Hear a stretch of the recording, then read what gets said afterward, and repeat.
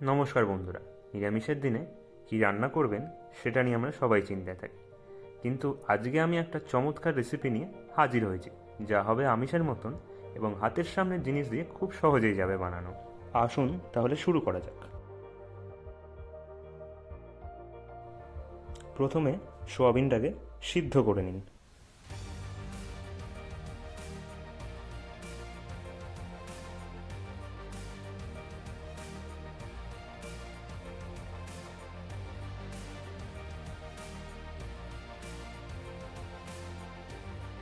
এবার সিদ্ধ করা সোয়াবিনটাকে আদা আর কাঁচা লঙ্কার সাথে মিক্সিতে গ্রেট করে নিন।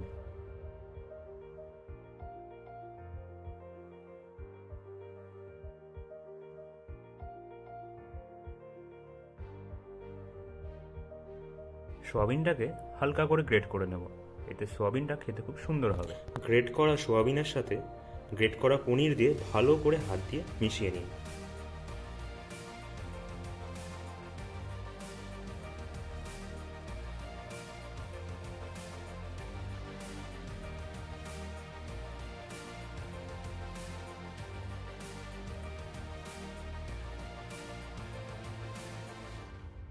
এবার মিশ্রণটিতে একে একে চিনি, নুন, রোস্টেড ধনে জিরে, শুকনো লঙ্কার গুঁড়ো পরিমাণ মতো দিয়ে দিন।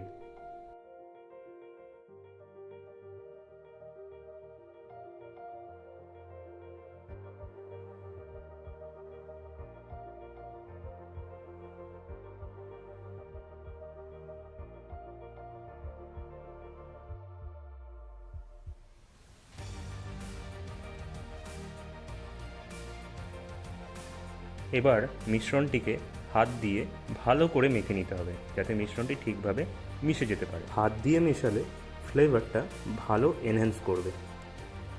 এবার আরেকটি পাত্রে দই নিয়ে তাতে কাশ্মীরি লঙ্কার গুঁড়ো, হলুদ গুঁড়ো, রোস্টেড ধনে জিরে গুঁড়ো, শুকনো লঙ্কা গুঁড়ো, চিনি, নুন দিয়ে ভালো করে মিশিয়ে নিন।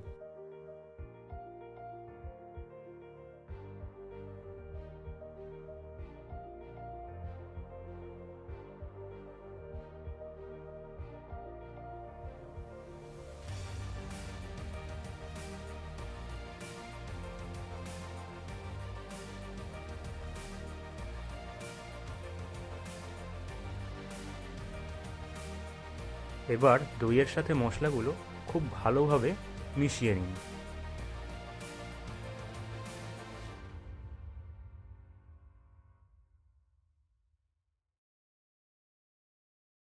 গ্যাসে কড়াই চাপিয়ে তাতে পরিমাণ মতো ঘি, সাদা তেল দিয়ে দিন।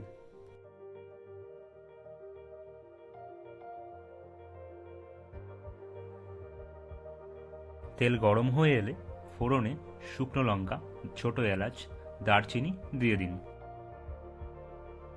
এই সময় গ্যাসের আঁচ মিডিয়ামে রাখুন, যাতে গোটা গরম মশলাগুলো পুড়ে না যায়।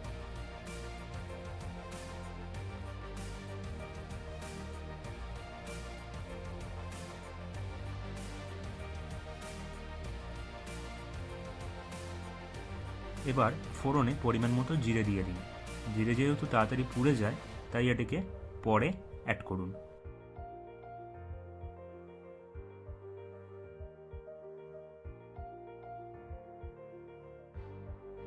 তেল থেকে একটা সুন্দর গন্ধ ছাড়লে তাতে কেটে রাখা টমেটো দিয়ে দিন।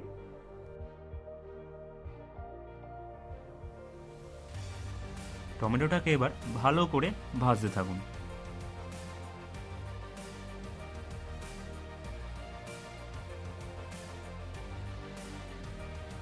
টমেটোটার উপরে অল্প করে একটু নুন ছড়িয়ে দিন, তাতে টমেটোটা তাড়াতাড়ি ক্যারামেলাইজ হয়ে যাবে।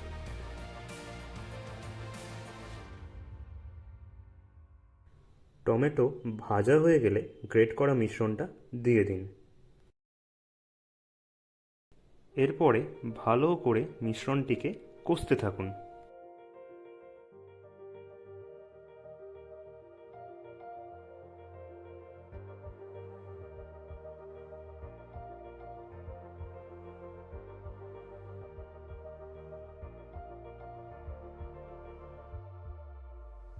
তারপরে দইয়ের মিশ্রণটিতে আদা কাঁচা লঙ্কার পেস্ট দিয়ে মিশিয়ে নিয়ে সেটাকে কড়াইতে ঢেলে দিন।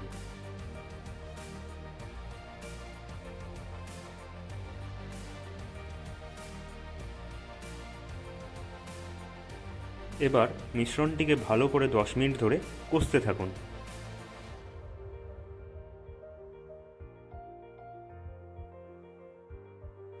দশ মিনিট পর পরিমাণ মতো জল দিয়ে ভালো করে কষুন।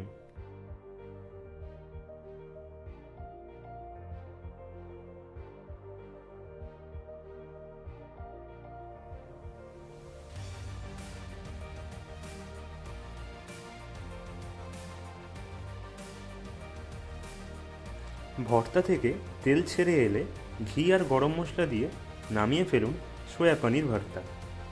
এবার রুটি অথবা পরোটা দিয়ে গরম গরম সার্ভ করুন।